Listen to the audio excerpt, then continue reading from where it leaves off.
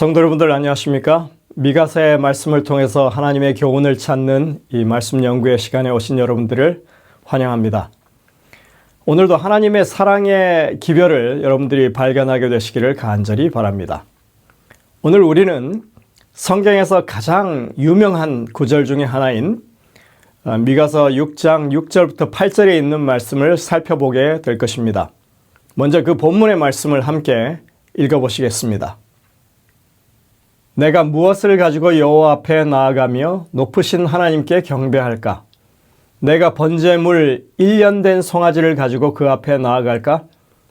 여호와께서 천천의 수양이나 만만의 강수 같은 기름을 기뻐하실까? 내 허물을 위하여 내 맏아들을, 내 영혼의 죄를 인하여 내 몸의 열매를 드릴까? 사람아, 주께서 선한 것이 무엇임을 내게 보이셨나니 여호와께서 내게 구하시는 것이 오직 공의를 행하며 인자를 사랑하며 겸손히 내 하나님과 함께 행하는 것이 아니냐. 사람이 하나님과 동행하는 것이 가장 가치 있는 일이라고 하십니다. 그것은 이 문맥을 살펴보면 제사를 드리는 목적이라고도 할 수 있습니다. 즉 하나님으로부터 죄사함을 받은 사람이 어떤 삶을 살아야 할 것인지 근본 원리를 깨우쳐 주시는 그런 말씀이죠. 하지만 이 요청은 평안한 시기에 일상적인 교훈으로 말씀하는 그런 말씀이 아닙니다. 이것은 매우 다급하고 강력한 호소로 하시는 그런 말씀입니다.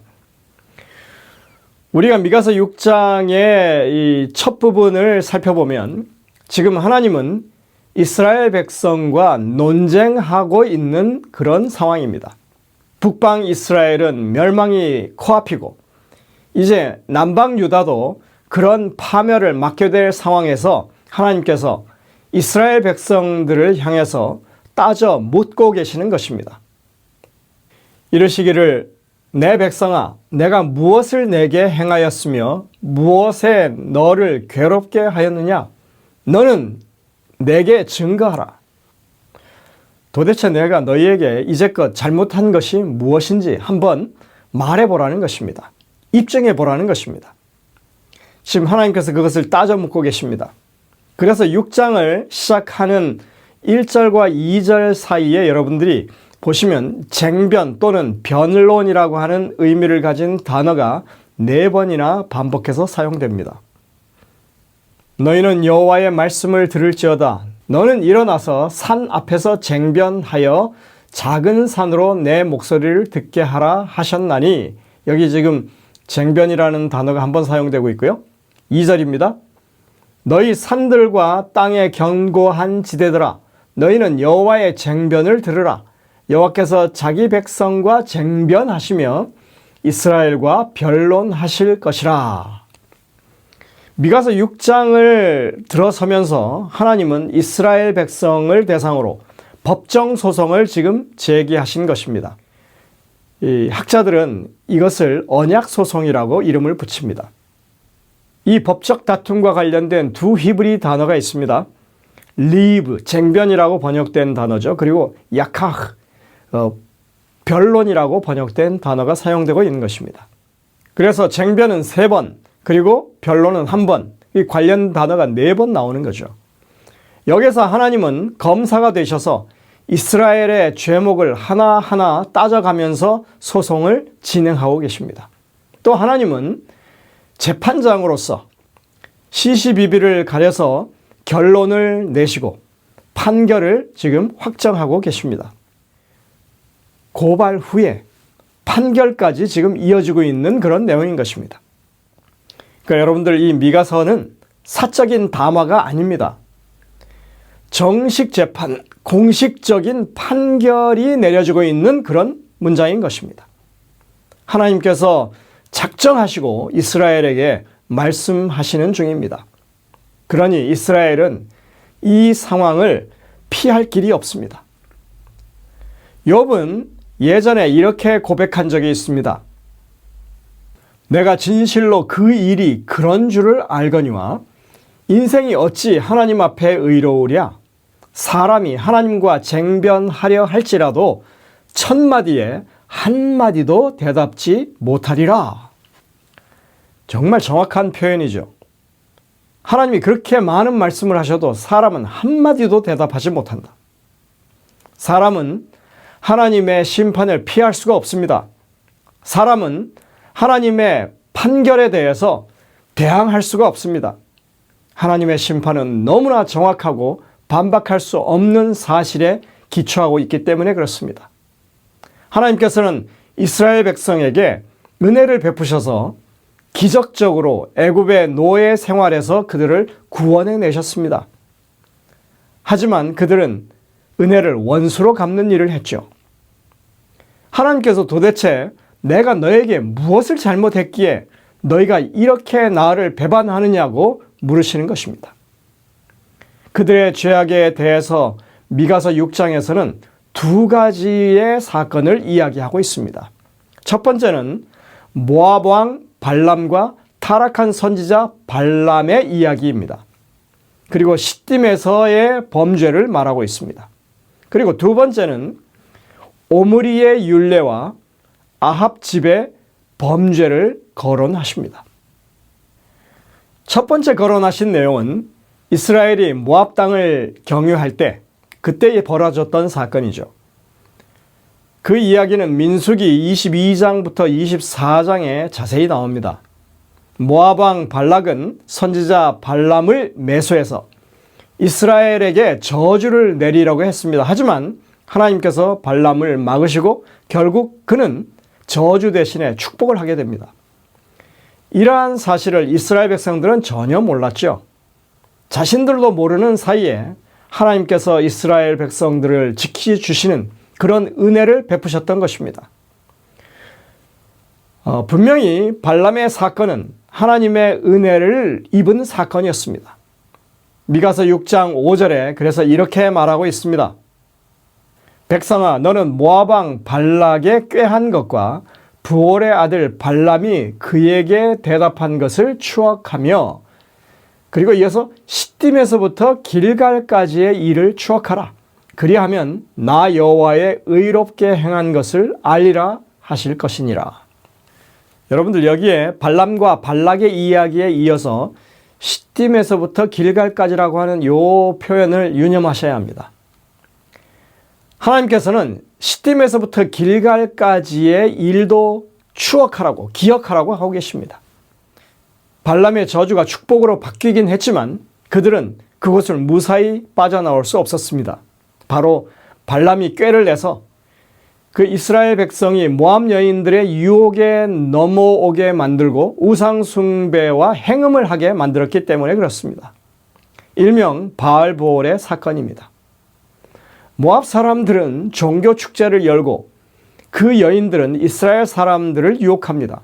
그들은 그 꼬임에 넘어가서 결국은 우상 숭배의 향락에 빠져들었고 행음하는 범죄를 저지릅니다. 성경은 그것을 가리켜서 그들이 바알에게 부속되었다라고 하는 표현을 사용하고 있습니다. 이것은 매우 강렬한 결속을 의미하는 그런 단어입니다. 농경사회에서 밭을 갈 때 소 두 마리를 하나의 멍에로 묶는다고 하는 그런 뜻입니다. 바알과 한 멍에를 맬 정도로 이스라엘이 깊이 타락했다는 말입니다. 결국 이 사건으로 이스라엘 진영에 전염병, 역병이 돌게 되죠. 그리고 아론의 손자인 비느하스가 음행을 저지르기 위해서 이 천막 안으로 들어간 남녀를 죽이기까지 24,000명이 죽는 그런 참사가 벌어지게 됩니다. 그렇지만 하나님은 지금 시딤에서의 죄악에 초점을 맞추는 것으로 끝나지 않으십니다. 분명히 시딤에서부터 길갈까지의 일을 추억하라고 말씀하고 계십니다. 여러분들 길갈에서는 무슨 일이 있었죠? 이스라엘이 모압에서 그렇게 범죄와 음행을 저질렀음에도 불구하고 하나님은 그들을 용서하시고 은혜를 베푸셔서 요단강을 건너게 하십니다. 그리고 요단강을 건넌 바로 그 지점 길갈에서 그들은 할례를 행하고 자신들이 저질렀던 수치를 씻어내고 그리고 유월절을 지키죠. 시딤에서의 범죄, 즉 인간의 철저한 부패를 지우시고 다시 약속의 땅에서 새로운 시작을 할 수 있도록 은혜를 베푸신 것을 우리가 여기서 볼 수 있고 그것을 기약하라고 하는 말씀인 것입니다. 너희가 그것을 생각해 보면 나 여호와의 의롭게 행한 것을 알 것이다. 나는 너희들의 죄악을 사해주고 거듭 기회를 주었다. 내가 더 무엇을 어떻게 해야 한다는 말이냐? 내가 너희에게 원하는 것이 복잡하고 아주 힘든 것이냐? 내가 원하는 것은 내가 너희와 함께 행하고 있다고 하는 그 현실을 받아들이고 나를 의지하며 사는 것밖에 없지 않느냐? 그렇게 말씀하시는 것이 바로 오늘 본문 미가서 6장 6절부터 8절의 말씀입니다. 우리가 이것에 대해서는 조금 더 있다가 다시 한번 말씀을 드리도록 하겠습니다. 하나님의 요구 사항은 매우 단순함에도 불구하고 그들은 여전히 계속해서 죄악을 저지른다는 사실을 미가서 6장 10절부터 16절까지 말씀하고 있습니다. 이러한 죄악을 가리켜서 오므리의 율례 또 아합집의 범죄라고 그렇게 제목을 붙이셨습니다. 너희가 오므리의 율례와 아합집의 모든 행위를 지키고 그들의 꾀를 좇으니 이는 나로 너희를 황무케 하며 그 거민으로 사람의 치솟거리를 만들게 하려 함이라.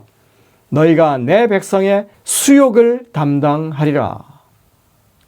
오므리의 율례라고 하는 것은 어떤 의미일까요? 오므리는 아합 왕의 아버지입니다. 아마도 이 오므리 왕조의 기간이 북방 이스라엘의 죄악의 역사에서 최저점으로 내려간 시기라고 볼 수 있습니다.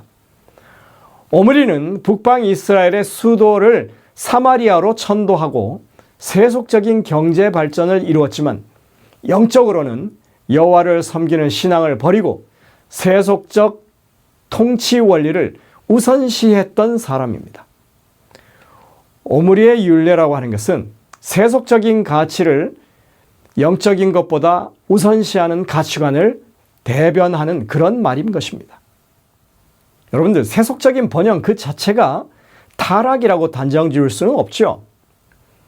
백성들의 삶이 윤택해지는데 그걸 누가 뭐라고 하겠습니까? 하지만 물질적인 번영만을 따르고 영적인 가치를 무시하게 될 때 그 결과는 정말 참혹한 것이 되는 것입니다. 오므리를 이어서 왕이 된 아합은 그 아버지의 그러한 잘못된 통치 철학의 결과를 보여준다고 할 수 있습니다.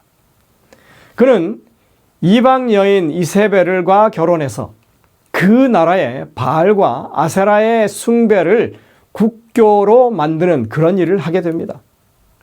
바알과 아세라 숭배는 풍요와 다산의 이 신앙이었고 당연히 그 음행이 사회의 기준으로 자리 잡는 그런 것이 되었던 것입니다. 물질의 풍요만을 추구하는 그 정신은 나봇 사건에서 여실히 드러나게 됩니다. 아합은 사마리아 궁 옆에 있는 그 나봇의 포도원을 탐냅니다. 그래서 더 좋은 포도원을 주거나 혹은 돈을 줄 테니 팔라고 제안했습니다. 그런데 나봇은 여호와께서 기업으로 주신 이 땅을 팔 수 없다고 그렇게 거절하고 맙니다. 아합은 끙끙 앓고 식음을 전폐하고 드러눕습니다. 그러자 이번에 이세벨이 나섭니다. 그녀는 2명의 불량배를 시켜서 거짓 증언을 하게 하고 결국 재판을 거쳐서 나봇을 돌로 쳐 죽이는 만행을 저지릅니다. 권력을 가진 자가 그 권세와 법을 활용해서 악용해서 약한 자들의 밭을 빼앗고 집을 빼앗는 그런 범죄를 버젓이 저지른 것입니다.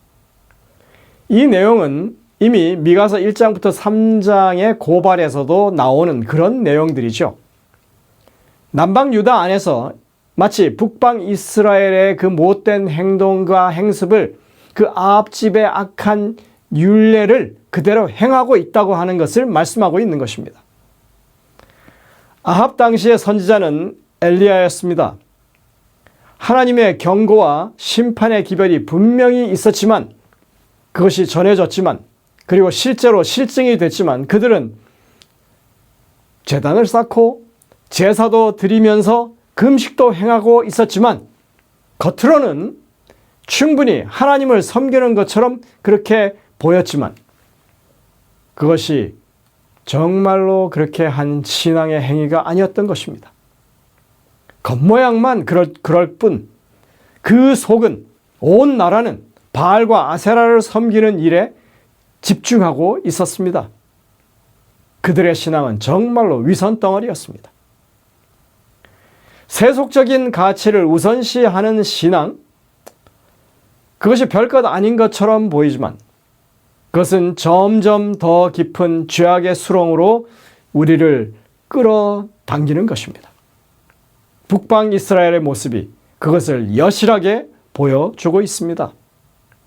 여러분들, 오늘날 교회 안에도 세속을 따르는 신앙인들이 많습니다.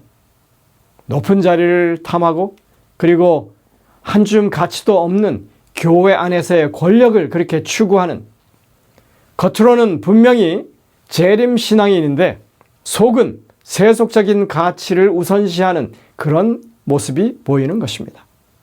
여러분들, 이건 매우 위험한 신앙이라고 하는 것을 우리는 배워야 합니다. 하나님께서 원하시는 것은 겸손히 하나님과 동행하는 삶이라, 이렇게 우리에게 분명하게 밝히십니다. 내가 무엇을 가지고 여호와 앞에 나아가며 높으신 하나님께 경배할까? 내가 번제물 1년 된 송아지를 가지고 그 앞에 나아갈까? 여호와께서 천천의 수양이나 만만의 강수 같은 기름을 기뻐하실까? 내 허물을 위하여 내 맏아들을, 내 영혼의 죄를 인하여 내 몸의 열매를 드릴까? 사람아, 주께서 선한 것이 무엇임을 내게 보이셨나니 여호와께서 내게 구하시는 것이 오직 공의를 행하며 인자를 사랑하며 겸손히 내 하나님과 함께 행하는 것이 아니냐? 한마디로 요약하면 하나님께서 우리에게 원하시는 것은 종교적인 과시를 버리고 하나님 앞에서 겸손하게 하나님의 행하심을 인정하며 살아가라고 하는 것입니다. 미가가 말하는 겸손이라고 하는 것은 위대하신 하나님 앞에서 자신의 위치를 찾으라고 하는 것입니다. 많은 사람들이 이 겸손을 오해하죠. 겸손은 사람들 앞에서 스스로 자기를 비하하는 것이라고 생각합니다. 겸손은 양보하는 것이라고 생각합니다. 겸손은 나서지 않고 뒤로 물러가는 거라고 생각합니다. 겸손은 소극적인 태도로 사는 것을 말한다고 생각합니다. 그러나 성경이 말하는 겸손은 그것과는 다릅니다. 히브리어에서 겸손을 의미하는 일반적인 단어들이 몇 개 있습니다. 그 단어들은 우리가 흔히 생각하는 그런 겸손의 의미를 지니고 있습니다. 하지만 미가가 지금 여기 사용하고 있는 겸손이라고 하는 단어는 완전히 다릅니다. 이 차나라고 하는 단어를 쓰고 있는데 성경에 딱 2번밖에 나오지 않습니다. 아주 희귀한 그런 단어입니다. 미가서 6장 8절과 잠언 11장 2절에 사용되었습니다. 잠언 11장 2절에 이렇게 말합니다. 교만이 오면 욕도 오거니와 겸손한 자에게는 지혜가 있느니라. 그냥 잠언에 있는 이 말씀만 보면 교만과 대조되는 겸손이죠. 그런데 이 겸손이 좀 특이한 겸손인 것입니다. 미가는 이렇게 말합니다. 내가 무엇을 가지고 하나님께 나아갈까? 천천의 양이나 만만의 강수 같은 기름을 가지고 나아갈까? 아니면 내 맏아들을 드려야 할까? 그러니까 지금 이것은요, 이 종교적인 과시예요. 내 정성이나 내가 가진 이 소유로 하나님을 감동시키려고 하는 태도인 것입니다. 그것과 대조되는 겸손이죠. 겸손은 종교적인 과시와는 반대된다고 하는 것입니다. 내 삶의 주권이 오직 하나님께 있음을 인정하는, 그리고 하나님의 처분만을 바라는 그런 마음을 겸손이라고 지금 말하는 것입니다. 이러한 마음으로 하나님과 함께 행하는 것이 하나님이 원하시는 것이다. 내가 앞서지 않고 하나님의 속도와 방향에 나를 맞추는 것을 겸손이라고 지금 말하는 것입니다. 내 판단이 옳아 보여도 하나님의 말씀 앞에서 멈추는 것입니다. 내 능력이 출중해 보여도 하나님의 도우심을 기대하는 것입니다. 그러니까 여기서 말하는 겸손은 이 성격의 온순함을 말하는 것이 아니라 피조물로서 하나님을 높이고 하나님을 붙잡는 그런 마음이고 세상에서 가장 강력한 하나님을 붙잡는 그런 삶을 의미하는 것입니다. 이스라엘이 광야에서 바알에게 자신들을 묶었던 것처럼 그것과는 반대로 이제는 하나님과 자신들을 그렇게 묶는 것입니다. 하나님과 한 멍에를 지는 것입니다. 겸손히 하나님과 동행하라고 하는 이 말씀, 이것은 예수 그리스도께서 우리를 초청하시는 말씀과 똑같은 말씀입니다. 마태복음 11장 28절부터 29절에 이렇게 말씀하고 있습니다. 수고하고 무거운 짐진 자들아 다 내게로 오라. 내가 너희를 쉬게 하리라. 나는 마음이 온유하고 겸손하니 나의 멍에를 메고 내게 배우라. 그러면 너희 마음이 쉼을 얻을 것이다. 미가서 6장의 이 말씀과 마태복음 11장에 이 그리스도와 함께 멍에를 진다고 하는 이 말씀은 정말로 동일한 말씀입니다. 여기서 멍에라고 하는 것은 신약에서도 똑같습니다. 두 마리의 소에 지우는 도구입니다. 우리가 하나님과 짊어지는 그 멍에라고 하는 것은 예수 그리스도와 함께 지는 멍에입니다. 우리가 그리스도와 함께 살아가는 그런 삶을 의미하는 것입니다. 주님이 강하시고 힘이 좋으시니까 우리는 사실 부담 없이 쉽게 걸어갈 수 있는 길이라고 하는 것입니다. 하나님의 은혜로 죄사함을 얻고 구원을 받아 살아가는 우리의 인생이 이제는 죄에서 벗어나는 삶을 살아야 하는데 우리가 여전히 세속적인 가치를 추구하는 방식으로 신앙을 하고 있다면 우리는 결코 그 악순환을 벗어나지 못하게 될 것이라고 말씀하는 것입니다. 하나님의 은혜를 받았다면 우리는 달라져야 합니다. 근데 우리가 은혜를 받았다고 하면서도 여전히 불의한 재물을 추구하고 속이는 저울추나 그리고 되박을 사용하고 있다면 과연 그것이 하나님의 은혜를 아는 백성, 하나님의 실존 앞에서 그분과 동행하는 사람의 모습이 되겠느냐 하는 것입니다.